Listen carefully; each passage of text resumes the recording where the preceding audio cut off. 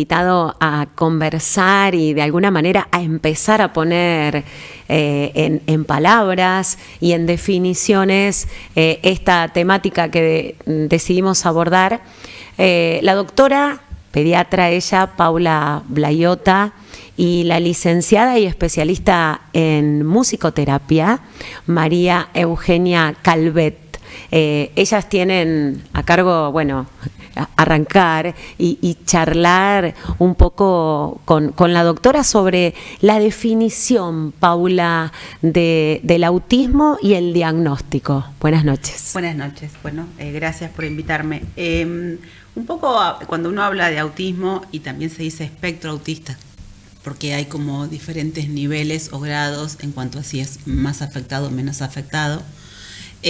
Uno tiene que hablar de que no es una enfermedad, esto no se cura, sino que es una condición que lo va a acompañar a lo largo de toda su vida.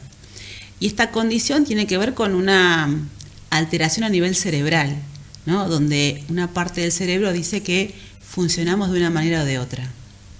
Por ejemplo, puede ser que una parte de mi cerebro diga que no tolero ruidos y entonces necesito un lugar más tranquilo, o que me molestan el viento y entonces tengo que estar en un lugar con menos corriente de aire, o que de repente para estar tranquilo necesito estar moviendo las manos, y entonces son condiciones. Hay algo a nivel cerebral que dice que yo no puedo hacer tal cosa o que necesito ciertas condiciones para poder tener una vida más tranquila. Y esto significa que si no es una enfermedad no se va a curar con un remedio, ¿sí? No tiene que tomar una medicación que lo va a curar. Sí puede pasar que algunos chicos o algunas personas necesiten o se vean beneficiadas con alguna medicación para poder sobrellevar mejor la sintomatología. En cuanto al diagnóstico, en realidad todo depende, y esto como lo acompaña desde el nacimiento, siempre depende de un pediatra de cabecera que a lo largo de los primeros 2 años de vida va haciendo controles periódicos y en algún momento algo no encaja en el neurodesarrollo habitual de una criatura. Y entonces, ahí es donde cuando algo no nos cierra en este neurodesarrollo, empezamos a derivar a ciertas terapias o a ciertos profesionales que ayudan a encasillarlo en una situación. Por ejemplo, la psicopedagoga siempre suele tener una mirada muy generalizada de varias instancias del desarrollo, y entonces nos puede decir, mirá, tiene un déficit de atención, o mirá, hay algo que acá no cierra, o a veces no siempre es una condición autista, sino que es algo que por una forma de crianza en la familia, el chico no logra acomodar las ideas y entonces hay que encauzarlo. Pero arrancamos en los primeros 2 años de vida, a veces podemos esperar un poquito más, 2 años y medio, pero ya en esos primeros 2 años uno puede, como pediatra, sacarle la ficha, te diría yo, de que algo no está dentro del neurodesarrollo normal. A partir de ahí, siempre psicopedagoga, neurólogo, y empezamos a ver con qué cosas podemos trabajar. Nadie le pone un sello automático antes de los 3-4 años, porque la verdad es que en realidad uno puede detectar que hay cierto requerimiento especial por parte de ese nene, y entonces uno lo que hace es ver si cierta terapia puede beneficiarlo, y entonces con un poco de terapia y tratamiento mejora, y entonces simplemente fue que necesitaba un empujoncito extra, o entonces, si realmente esto es mucho más grave, ver qué tipo de necesidades tiene. La realidad es que no van de la mano autismo y discapacidad, ¿sí? Uh-huh. No son 2 cosas que sí o sí un chico autista tiene una discapacidad. La discapacidad va a depender de si hay o no una alteración intelectual, o si la condición que tiene interfiere en el día a día con esa persona. ¿Cómo es? Por ejemplo, si de repente hay un nene que tiene hiperactividad, que está dentro del espectro autista, y ese nene no logra cumplir con el requerimiento escolar diario de completar los cuadernos, seguir la rutina escolar, entonces si ese nene realmente su trastorno le dificulta el aprendizaje, entonces hay que trabajar sobre esa condición, ver cómo resolvemos, para que pueda aprender, ¿no? Porque en realidad está dificultando algo que es necesario, que es que aprenda a leer, que pueda manejarse en la vida. Entonces, la discapacidad va a ser por el día a día. Si de repente tiene su limitación está en la relación social, que no pueda relacionarse con el otro, entonces hay que ver cómo eso es. Entonces ya sí es una discapacidad.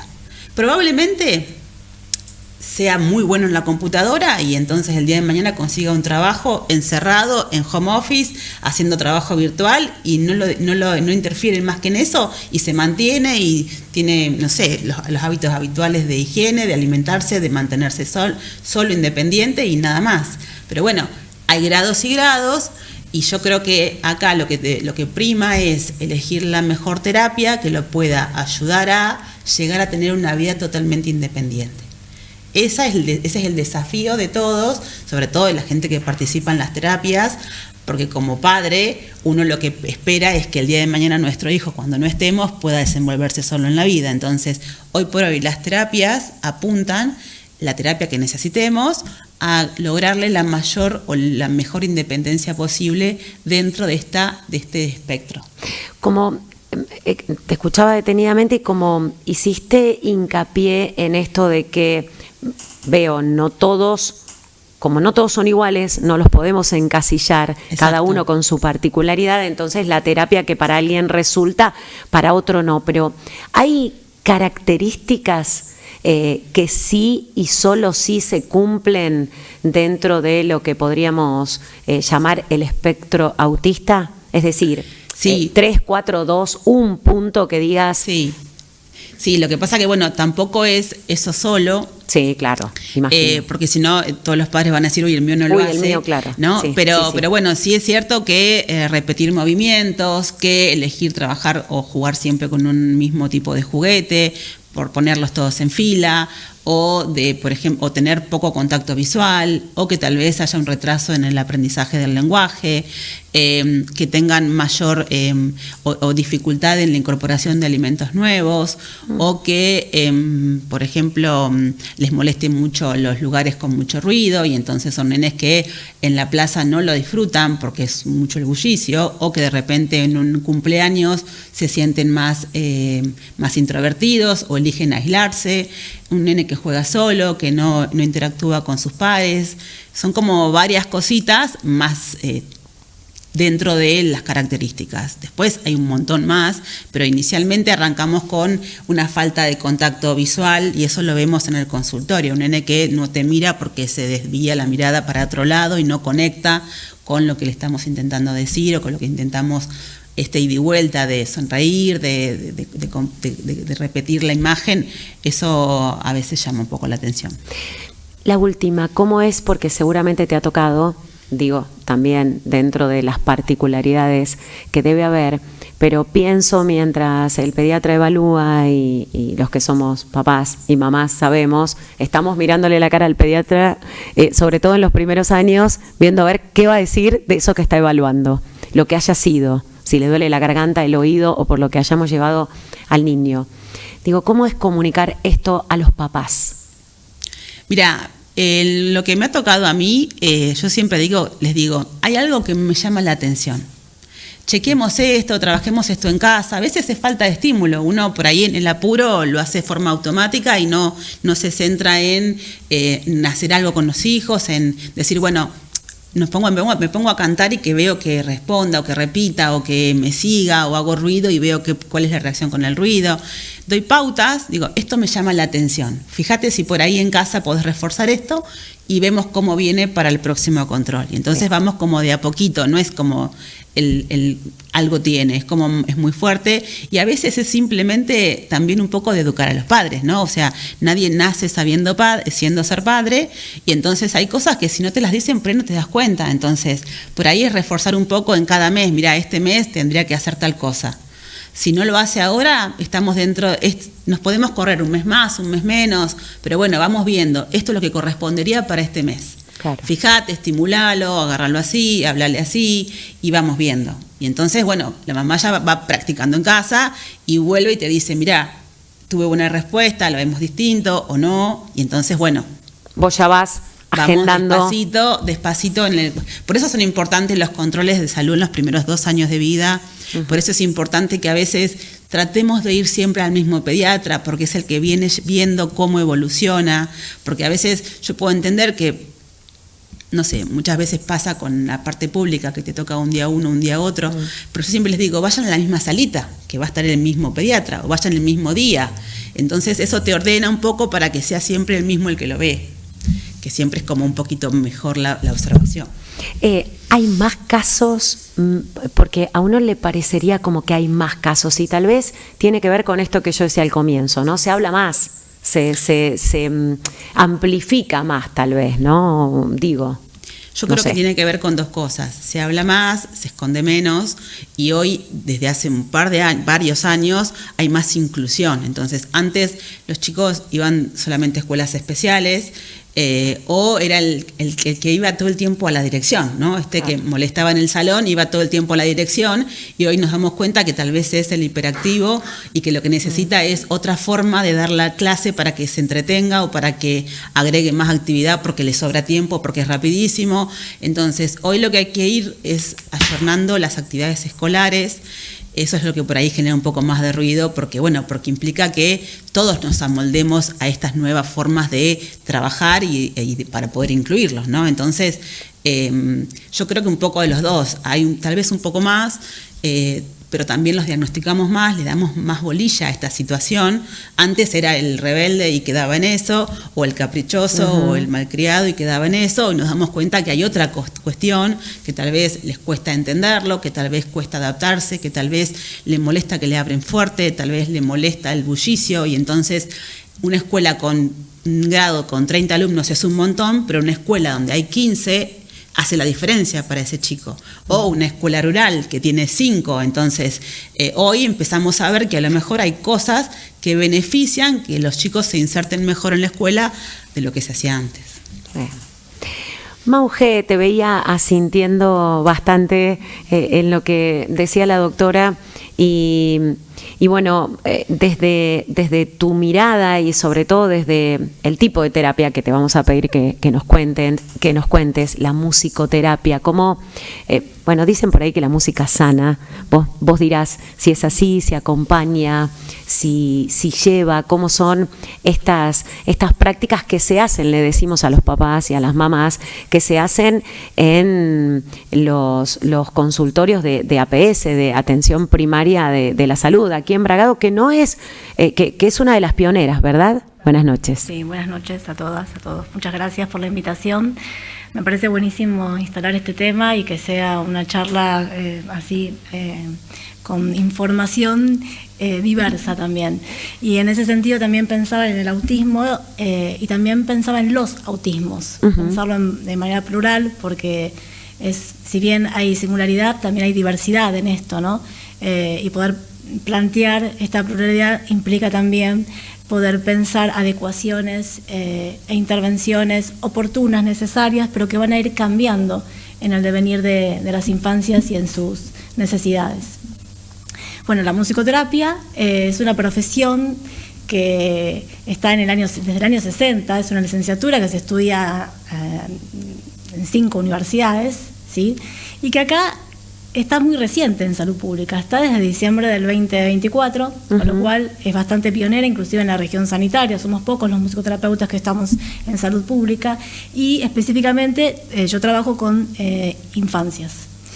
Y en el abordaje de las infancias trabajo todo lo que tiene que ver con alteración en el desarrollo, en las niñeces, pero también con niños que presentan diagnóstico o no presentan diagnóstico. Están por ahí en la construcción o en la instancia diagnóstica, o por ahí, como decías también, hay alguna situación, alguna problemática que hay que organizarla, hay que generar una intervención oportuna, y va por otro lado, ¿no? Es un padecimiento que no necesariamente es un diagnóstico, también, como para poder diferenciar, ¿no? ¿Y en qué acompaña o cómo interviene la música?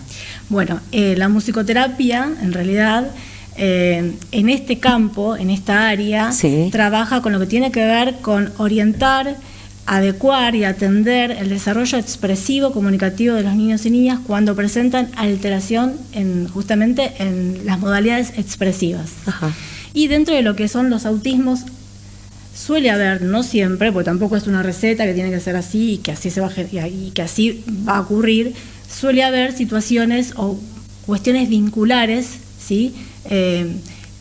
Ciertas alteraciones en la manera de relacionarse, en la cuestión social, en la cuestión vincular, en si hay lenguaje verbal o no hay lenguaje verbal, cómo se comunica. Bueno, y la idea es poder trabajar e intervenir oportunamente. Yo atiendo niños que tienen 2, 3 años, que tienen un diagnóstico temprano, y ahí vamos como trabajando la posibilidad de que puedan comunicarse a través de lo que traen. Muchas veces no es el lenguaje verbal, pero sí es toda una manifestación comunicativa que desde la escucha musicoterapéutica, ¿sí?, se le da intención comunicativa para que el niño se encuentre como un ser expresivo y pueda ir desplegando su comunicación. Bueno, la verdad quedo verdaderamente pensando cómo será esa terapia por dentro, pero se me ocurre preguntarte, ¿por qué esta especialidad? ¿Por qué elegiste esta especialidad? Sí. Bueno, no es común, sí, no es común. No. Bueno, yo había empezado a estudiar el CBC para antropología o terapia ocupacional, y en el medio fui a una charla de musicoterapia en una universidad y me gustó un montón. Fue un poco así, estaba justo empezando a tocar instrumentos. Ajá. Y me gustó mucho la mirada y el posicionamiento, y bueno, decidí probar, y probando fui haciendo la carrera y cada vez me gustó más. ¿Los niños o las niñas que atendés en el consultorio llegan a expresarse musicalmente? Entiendo, ¿pueden o no? ¿O la música es un vehículo para? ¿O ambas? Sí, primero que no todos los niños, uno genera, digamos, la admisión en musicoterapia. Hay niños y niñas que le gusta, tienen adherencia al tratamiento, y hay niños y niñas que no. Claro. Digamos, también hay que distinguir eso. Por lo general vienen derivadas por una pediatra, por una psicopedagoga, por los profesionales que trabajan tanto en salud pública, en APS, como desde el hospital o desde educación también, porque trabajamos en la atención interdisciplinaria, desde la red de que trae el niño, desde el hospital, con educación, y también la red extendida, ¿no? La derivación no siempre es a través de un profesional. Muchas veces depende del objetivo, ¿no? Hay niños que por ahí justamente lo que se necesita es la adecuación de un entorno regulado auditivo porque presentan dificultades sensoriales, entonces se empieza a trabajar con diferentes umbrales sonoros, muy de a poco, muy gradual, muy progresivo, para trabajar con su perfil sensorial auditivo y que después puedan estar en un ambiente un poco más sonoro sin que se desregulen, ¿no? O hay niños y niñas que por ahí presentan dificultades en el lenguaje o en los lenguajes, digamos, y empezamos a trabajar con lo que trae el sonido, el gesto comunicativo, la clínica del detalle que decimos nosotros, un pequeño sonido, un pequeño balbuceo. Y desde ahí empezamos a generar la interacción vincular, muy de a poco, con lo que va trayendo, ¿no? De modo tal de generar un encuentro relacional. ¿Son terapias individuales? No siempre. A veces sí, depende de los criterios de grupalidad. Hay niños y niñas que por ahí necesitan un abordaje individual porque trabajar en grupo no se puede, no están en condiciones. Y hay niños que el objetivo es llegar a la grupalidad con obviamente un trabajo específico, situado. También se pueden hacer talleres. Desde APS trabajamos en consultorio, pero también hacemos talleres y jornadas comunitarias.